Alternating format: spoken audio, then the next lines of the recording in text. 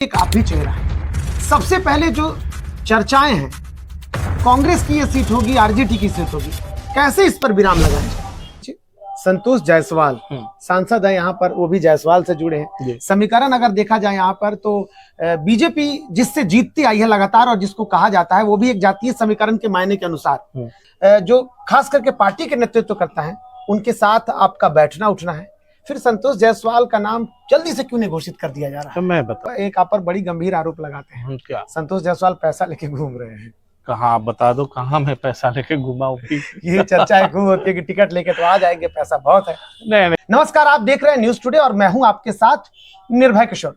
आज चुनावी चर्चा के बीच एक ऐसे ही नेता कहें या यूं कहें कि पहली बार रक्सौल विधानसभा सीट पर अपना दाव आजमाने, बड़ी मजबूती के साथ नए संकल्प और बड़े विचार लेकर के, नया विजन लेकर के रक्सौल को बदलने, नई उम्मीदों के साथ रक्सौल की सियासत करने, और सियासत नहीं बल्कि उसे कहिए जन सेवा करने की उम्मीदों के साथ रक्सौल सीट पर दावेदारी कर रहे हैं महागठबंधन से आरजेडी प्रत्याशी के तौर पर संतोष जायसवाल। तो बहुत बहुत स्वागत है आपका संतोष जी। नमस्कार। न्यूज टुडे को देखने वाले को भी मेरा सादर प्रणाम और हार्दिक शुभकामनाएं। देखिए, सबसे पहले संतोष जी, हमने चर्चा की कि जब तक सीटों का समीकरण नहीं हो तब तक कई कयास लगाए जाते हैं और उम्मीदें भी सबके बंधी होती है, चाहे एक ही पार्टी हो, उसके कई दावेदार होते हैं। रक्सौल की सीट की बात की जाए तो यहां भी समीकरण अब तक बैठा नहीं है। कई और नेता आपके भी दल में, जैसे महागठबंधन की हम बात कर रहे हैं, और उसमें एक आप भी चेहरा है। सबसे पहले जो चर्चाएं हैं, कांग्रेस की ये सीट होगी, आरजेडी की सीट होगी, कैसे इस पर विराम लगाया जाए? देखिए, महागठबंधन की राजनीति जो है इतनी आसान नहीं होती। बहुत सारे दल हैं हमारे साथ जो इस राज्य से 20 साल की जो डबल इंजन की सरकार जो लोग कहते हैं, जिन्होंने पूरे राज्य का बंटाधार किया हुआ है, उसको हटाने के लिए बहुत सारे दल एक प्लेटफॉर्म पे हम लोग साथ में हैं महागठबंधन के तौर पे। सबों को सम्मानजनक सीट चाहिए और प्रत्याशी देखते हुए कि कौन सा सीट पे किसके प्रत्याशी मजबूत हैं, विनेबिलिटी जिसको हम कहते हैं, उसको देखते हुए सीट डिसाइड होता है। ये प्रक्रिया थोड़ा टाइम लेने वाली प्रक्रिया होती है, और जहां तक मुझे जानकारी है ये अंतिम क्षण में है, अंतिम दौर में है, और बहुत जल्द हम लोग इस पे एक राय कंसेंसस बना लेंगे। और एक आपको जो है प्रेस कॉन्फ्रेंस के माध्यम से हमारे जो भी शीर्ष नेतृत्व है वो सब बता दिया जाएगा। लेकिन तो ये अंतिम दौर में है। रक्सौल की अगर बात की जाए संतोष जी, तो क्या यहाँ आपको नहीं लगता कि अभी स्थिति बहुत उधेड़-बुन वाली हो गई है? नहीं, देखिए, वो आपको ऐसा लगता है, लेकिन देखिए, मैंने अभी आपको बताया कि महागठबंधन की राजनीति तो बहुत सारे दलों की राजनीति होती है। सब सीटों पे जो है माइक्रो लेवल पे हम लोग एनालिसिस करते हैं, उसके बाद उस पे तय होता है, सबका विचार होता है। एक टेबल पे हम लोग बैठते हैं, कौन सीट किनके खाते पे जाएगी, देखा जाता है कि किनका प्रत्याशी कौन है, उनकी विनेबिलिटी क्या है, उनकी सारी, देखिए, एक पैरामीटर नहीं होता है, बहुत सारे पैरामीटर्स होते हैं, और इसमें ये टाइम टेकिंग प्रक्रिया है, और सामाजिक समीकरण को ध्यान में देखा जाता है, बहुत सारी चीजें। अच्छा, ये हमने जो सवाल पूछा था, हम ये कहें कि कयास को कैसे और रोका जाए? कांग्रेस आरजेडी रक्सौल की सीट पर चल रहा है, ये दिल थाम के रखिए, 2-3 दिन 4 दिन में आपको पता चल जाएगा। दशहरा के 1-2 दिन के अंदर आपको, अच्छा, मतलब ये जल्दी एकदम विदिन अ वीक आपको पता चल जाएगा। अच्छा, एक सवाल बड़े लोगों के मन में है कि संतोष जायसवाल रक्सौल से नहीं है, घोड़ा सहन से शायद आप आते हैं, जो मेरी जानकारी है। सही जानकारी। घोड़ा सहन से आते हैं, वो भी विधानसभा क्षेत्र है, वहां से रक्सौल, आखिर संतोष जायसवाल को रक्सौल से क्यों प्यार हुआ? एक्चुअली देखिए, ये ट्रेडिशनली जो है हमारी सीट रही है, आरजेडी को ये सीट मिलता रहा है और जीतते रही है आरजेडी। लालू जी के सामाजिक न्याय और लालू जी में विश्वास करने वाले लोग बहुतायत में इस क्षेत्र में हैं जी, और विगत 20 साल से हम इस सीट को लूज कर रहे हैं। कहीं न कहीं मिलाया था क्या आपने? कहीं न कहीं कुछ समीकरण मिलाया था क्या? देखिए, समीकरण की राजनीति तो होती है, इसको छुपाने की बात क्या है? तो इन सब चीज को देखते हुए मैं पार्टी का काम करने के लिए चंपारण में आता हूं। अच्छा, एक चीज संतोष जायसवाल सांसद है यहाँ पर, वो भी जायसवाल से जुड़े हैं। समीकरण अगर देखा जाए यहाँ पर तो बीजेपी जिससे जीतती आई है लगातार और जिसको कहा जाता है वो भी एक जातीय समीकरण के मायने के अनुसार तो संतोष जायसवाल वहां भी फिट बैठते हैं। दूसरी तरफ क्या है कि कहा जाता है कि खासकर आरजेडी के, और आरजेडी से आप हैं, आरजेडी में एमवाई समीकरण बड़ा फैक्टर है। रक्सौल विधानसभा क्षेत्र को देखा जाए तो यहाँ पर एमवाई समीकरण का एक बड़ा मजबूत एक पिलर कह सकते हैं वो है।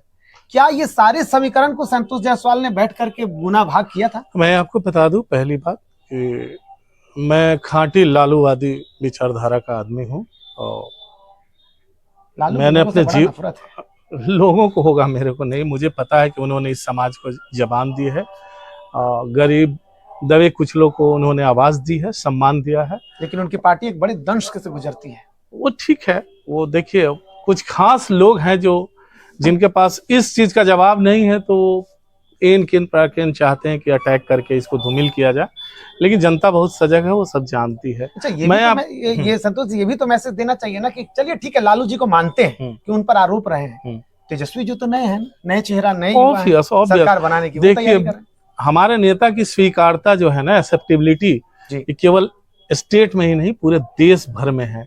वो आज के डेट में इस देश के सबसे प्रतिभावान और युवा नेता हैं जिनकी एक्सेप्टेबिलिटी जो है, एक्सेप्टेबिलिटी हर समाज में है, A to Z। आपने देखा होगा कि अभी 17 महीने की सरकार में हमारे नेता ने जो नौकरियों की बहार लाई है उसमें कोई जातीय समीकरण नहीं रहा है, सब लोगों को नौकरी मिला है, इसलिए उनकी स्वीकारता के बारे में आप क्वेश्चन नहीं कर सकते। पहला नेता ऐसा रहा जिसने बात की, ये कोई दो राय नहीं। देखिए हम इस पूरे देश का चुनाव विगत 10 साल से कुछ और मैटर पे लड़ा जा रहा था, वो मंदिर मस्जिद पाकिस्तान इंडिया इन सब पे लड़ा जाता था। हमारे नेता ने कंटेंट ड्रिवन है ना और डेवलपमेंट पे सारे चुनाव को फोकस करा दिया है। मेरी जानकारी है तेजस्वी जी पहले ऐसे थे जो बस आई थी उनकी और पूरे बिहार में रोजगार पर यात्रा शुरू। यस, रोजगार यात्रा उन्होंने निकाला था और उन्होंने देखा कि हाँ इस प्रदेश की क्या हालत है और क्या यहाँ चाहिए।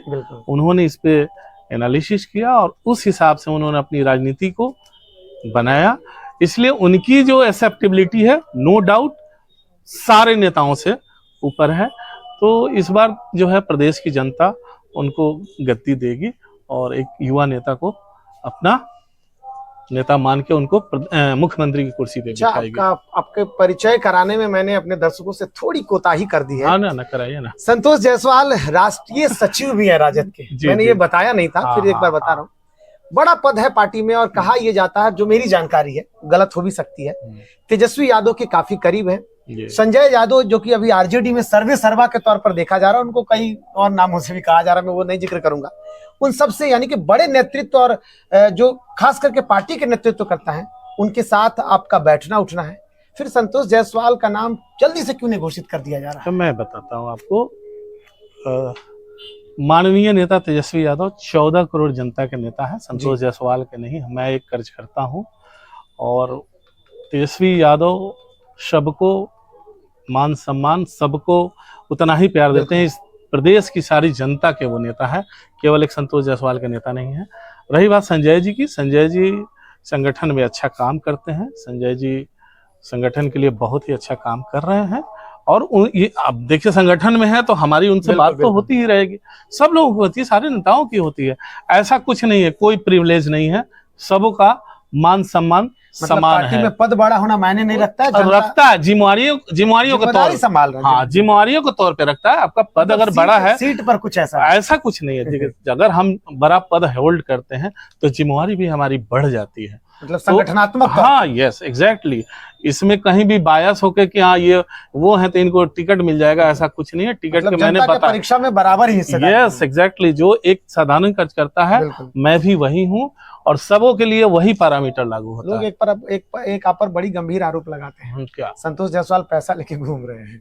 कहाँ बता दो, कहाँ मैं पैसा लेके घुमा हूँ? ये चर्चा खूब होती है कि टिकट लेके तो आ जाएंगे, पैसा बहुत है। नहीं, ये सब गलत बातें हैं। विरोधियों को जब कुछ नहीं मिलता है तो डर के साए में लोग यही सब बोलते हैं कि हाँ इनका जो भी फेस वैल्यू है उसको कैसे टार्निश किया जाए, इमेज टार्निश किया जाए। एक और भी आरोप है आप पर। आरोप तो मैं जो भी होता है ना आप एकदम खुल के बात, जो मेरी जानकारी है, लोग ये कहते हैं कि बाहरी नेता या एक और नाम ने, मैं सही शब्द का चयन नहीं कर पा रहा हूँ, कि वो बोलते हैं कि बाहरी कोई आ गया तो उसको कैसे जनता यहाँ पे चुने, मतलब हेलीकॉप्टर नेता जो बोलते हैं, हेलीकॉप्टर नेता। अब बताइए, मैं बाहरी हूँ, मैं इस जिले का निवासी हूँ जी। घोड़ा खान यहाँ से कितना किलोमीटर दूर है? यहाँ के विधायक भी कभी लड़ा, तो यहाँ के विधायक कहते थे कि हम घोड़ा खान के बेटा हैं। यहाँ के विधायक जब वहां लड़ने गए थे, आपको पता होगा कि वहां के लोगों ने इनको एक्सेप्ट किया था। चुनाव भले नहीं जीते, एक अलग बात है, वोट दिया था लोग, ऐसा कुछ नहीं है। ये विरोधियों के पास जब कुछ नहीं मिलता है तो ये बात कहते हैं। मैं इसी जमीन का बेटा हूँ, मेरा यहाँ भी घर है, मोतिहारी में भी घर है, तो ये सब बातें अब मायने नहीं रखती है, समझ गए? बाहरी और भीतरी ऐसा कुछ नहीं होता है। जो जनता का सेवा करेगा, जो जनता के लिए रहेगा, उसको जनता एक्सेप्ट करेगी, और ये डिसीजन जनता लेगी ना। कुछ खास पार्टिकुलर 2-4 लोग कैसे ले सकते हैं कि हाँ किसको एक्सेप्ट करना है, किसको रिजेक्ट करना है? ये पॉसिबल नहीं। एक है कि रक्सौल आरजेडी में गुटबाजी का एक बड़ा दौर है, कई नेता अलग अलग अपना धड़ बना कर रखे हैं, और एक धड़ आपके पास भी है जो देखा जा रहा है। क्या ये सारे धड़ को संतोष जायसवाल संभाल पाएंगे?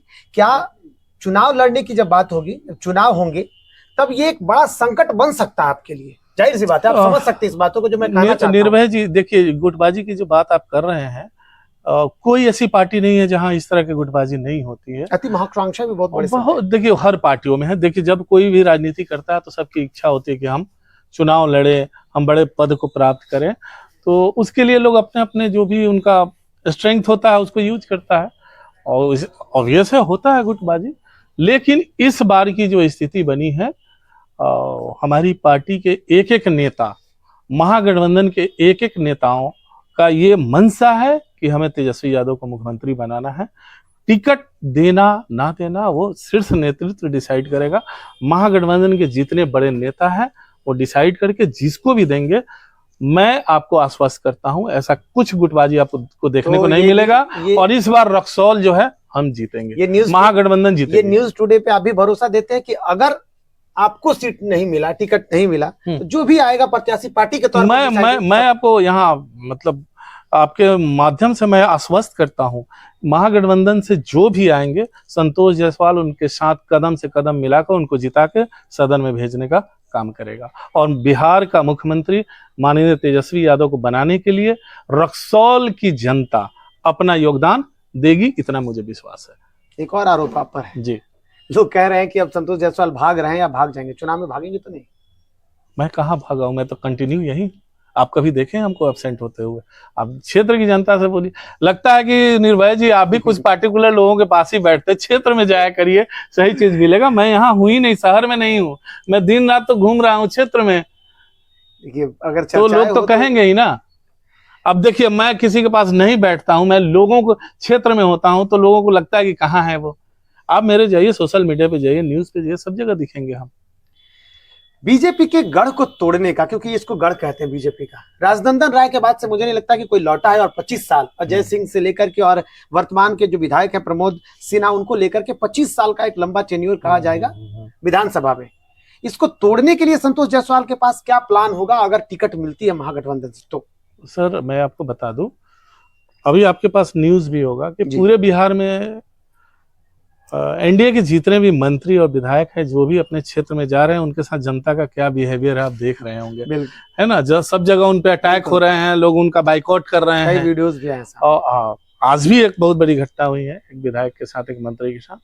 तो बिहार की जनता जो है मूड बना चुकी है सरकार बदलने के लिए। अब रक्सौल की जहां तक की बात कर रहे हैं, मेरा मानना है कि यहाँ के माननीय विधायक यहाँ के जनता की अपेक्षाओं पे खड़े नहीं उतरे हैं। जनता उनको बदल देगी, जनता बदलाव के मूड में है। अब रह गई जीतने की बात, तो वो पब्लिक प्लेटफॉर्म पे अपना कोई भी जाहिर नहीं करता कि हमारा स्ट्रेटेजी क्या होगा, कैसे मैं जीतूंगा। लेकिन इतना मैं आश्वस्त करता हूं, महागठबंधन का कोई भी कैंडिडेट होगा, वो इस बार यहाँ रक्सौल का जो जिंक्स है कि हाँ बीजेपी का जिंक्स है, वो टूट जाएगा। और ये गलत है, पहले भी हमारी पार्टी जीतते रही है, उससे पहले कांग्रेस जीतते रहे हैं। हाँ, विगत कुछ वर्षों से हम सीट हार रहे हैं, वो मैं मान सकता हूं कि उसमें प्रत्याशी के चयन में गलती हुई होगी, या आपस में सामंजस्य नहीं बना, इसके कारण से हम सीट हारे हैं। अब वो नहीं होगा। हमारा जो है माइक्रो लेवल पे इस पे ध्यान है और हम इस बार सीट जीतेंगे। देखिए, आपने अगर जीत हार की बात की थी तो मेरा सवाल आगे था, लोग जिससे मैं पहले पूछ रहा हूँ। जी राजनंदन राय के बाद से महागठबंधन कहे आरजेडी कहे कांग्रेस कहे नहीं जीत पाई है। कांग्रेस तो खैर लंबे वक्त से, आरजेडी की बात करें तो जी जी एक सवाल है कि महागठबंधन में या आरजेडी में जो भी हो चुनाव नहीं जीत पाई, इसके पीछे बड़ा कारण है जो मैंने भी स्टडी किया है। सबसे बड़ा कारण ये रहा है कि अगर आरजेडी या महागठबंधन का कोई भी प्रत्याशी आता है तो उसके साथ में चलने वाला, समानांतर चलने वाला कैंडिडेट या तो निर्दलीय आ जाता है या फिर आप समझ रहे हैं कि वो दूसरे दल के मतलब हराने के पीछे ही अपने ही साथी सबसे ज्यादा जिम्मेदार है। ये आप मानते हैं? अगर पीछे कुछ चुनाव को देखिए तो 15 देखिए, 10 देखिए, सभी 20 भी। कुछ हद तक आपका कहना पहले सही है, ये मान सकता हूं मैं, लेकिन अभी जो है ना चुनाव का जो माहौल है इसमें जनता किसी भी इस तरह के लोगों को सपोर्ट नहीं करने जा रही है। जनता बदलाव के मूड में है और हमारा महागठबंधन जो है वो इंटैक्ट है। ऐसा किसी भी तरह के का ये सब देखने को आपको नहीं मिलेगा। इस तरह की धृष्टता कोई नहीं करेगा क्योंकि सारे लोगों का सेंटीमेंट है कि तेजस्वी यादव को मुख्यमंत्री बनाना है। बिहार जो अभी 20 साल से सारा चीज जो यहाँ रुका पड़ा हुआ डेवलपमेंटल वर्क और जो कुछ भी है मतलब गर्त में जा चुका है, वो हालात हो रखे हैं बिहार के। 2 महीनों में तो खूब सौगातें मिली है सर। अरे तो ठीक है, रेवड़िया बांटने से लोग समझ रहे हैं कि हाँ ये चुनावी रेवड़िया बांटी जा रही है। तो महागठबंधन पर सवाल उठे थे, खूब बट रहा है। महागठबंधन जो है इस बार सरकार बनाने जा रही है और महागठबंधन में जितने नेता हैं वो सब जो है इस बार एक साथ रहेंगे।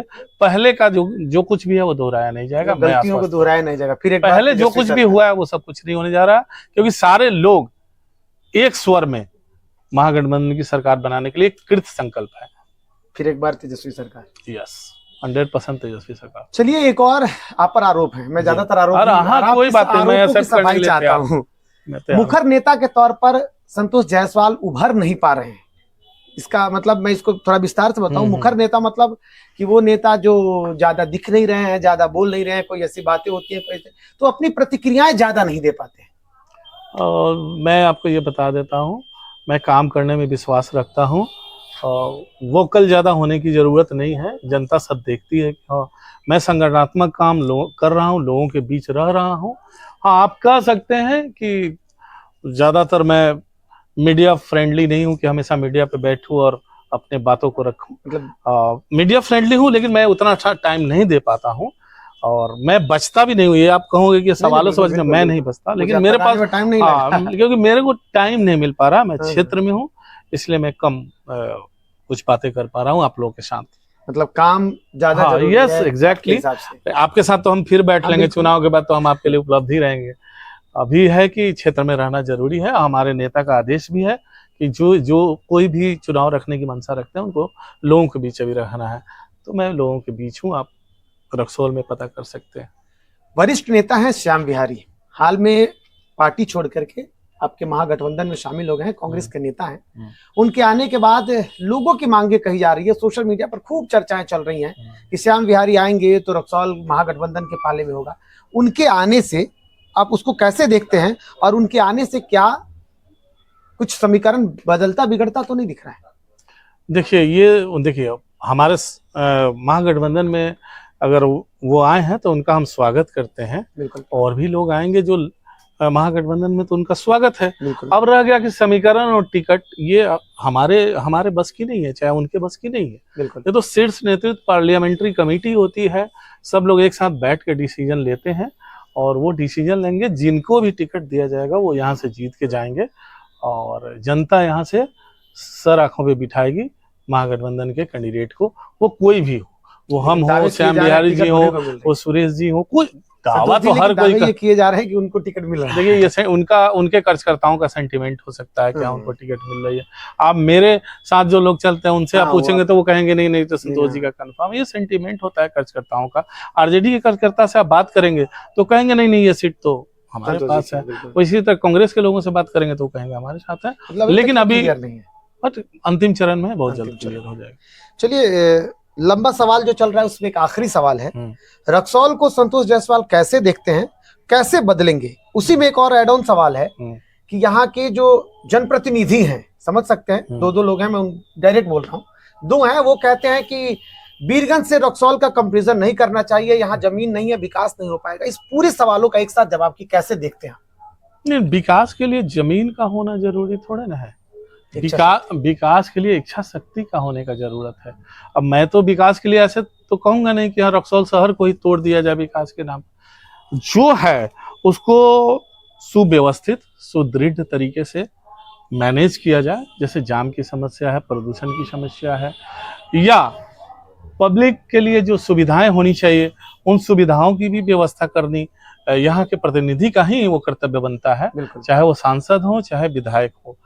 तो अगर आप अपने काम को सही ढंग से नहीं कर पा रहे हैं तो आप उन सब चीजों को से ध्यान बटाने के लिए आप कोई बहाना खोजते हैं। तो यहाँ के माननीय वो बहाना खोज रहे हैं कि हाँ जगह जमीन नहीं है इसलिए डेवलपमेंट नहीं हो रहा है। ऐसा नहीं होता है। आप हमें ये बताइए, सिंपली यहाँ एक स्टेडियम की जरूरत है अगर बच्चों को खेलने के लिए, तो बीच टाउन में होना जरूरी तो है नहीं, प्रॉक्सिमिटी में भी हो सकती है, लेकिन आपने उसके लिए कोई इनिशिएटिव नहीं लिया। बस स्टैंड की बात होती है, हाँ बाहर भी हो सकता है, आपने उसके लिए कोई इनिशिएटिव नहीं लिया। आप मान लीजिए अगर कोई बड़ा सा पीजी कॉलेज बनाना है, अच्छी लाइब्रेरी बनाना है, वो हार्ट में होना जरूरी नहीं है, प्रॉक्सिमिटी में भी हो सकता है, लेकिन आपने उसके लिए कुछ किया नहीं। अगर आप कहोगे कि जमीन ही नहीं है तो आपकी इच्छा शक्ति नहीं है। उस इच्छा शक्ति को आपकी अपनी कारगुजारियों को छुपाने के लिए आप अच्छा बीरगंज से रक्सौल का कंपैरिजन करना गलत है क्या? ये जो लोग कभी गलत नहीं है, क्यों नहीं किया जा सकता? ऐसा क्या है, भौगोलिक दृष्टि से बीरगंज और रक्सौल सेम ही है, प्लेन्स ही हैं दोनों। रक्सौल की देखिए आप सिविक व्यवस्था और यहाँ की सिविक व्यवस्था देखिए, क्रॉस करना है, हाँ बस परिवर्तन दिखता देख लीजिए, परिवर्तन दिखता है। इंटरनेशनल शहर होते हुए भी इतनी डेवलपमेंट में पीछे होना, ये तो बहुत ही दुख का विषय है। और इसके लिए जनप्रतिनिधि को अपनी जिम्मेवारी लेनी होगी, केवल अपनी जिम्मेवारी से भागने से नहीं होगा। तो सुना आपने, सवाल और जवाब, तीखे सवाल जरूर थे, लेकिन उसका जिस तरीके से जवाब दे दिया है संतोष जायसवाल ने, बखूबी उन्होंने बताया कि नई इच्छा शक्ति है और युवा शक्ति जो कहते हैं कि युवा शक्ति का जोश भी उनके अंदर में है। रक्सौल बदलने की नई सोच है, नई ताकत भी है और नए समीकरण के साथ, क्योंकि उन्होंने पहले ही कहा कि समीकरण भी बखूबी उनके बराबर में समांतर में चल रहा है। इन सारे खेल के बीच राजनीति है और राजनीति में कुछ भी हो जाता है, कभी भी हो जाता है। संतोष जायसवाल फिलहाल दावेदारी की बातें कह रहे हैं, लेकिन कभी उन्होंने नहीं कहा कि टिकट मुझे ही मिल रही है। पार्टी तय करेगी और पार्टी तय करेगी अगर उन्हें जिम्मेदारी की, रक्सौल की जिम्मेदारी आपकी होगी, आप जीत करके आए। लेकिन उन्होंने ये जरूर कहा है कि जो भी आएगा हम उसका साथ देंगे। नई उम्मीदों के साथ संतोष जायसवाल जी का हम एक बार अगर उन्हें टिकट मिलता है तो हम उनको बधाई देंगे और साथ ही साथ चुनाव जीत करके आगे जाए, हम ये कामना करेंगे। फिलहाल इतना ही, नमस्कार।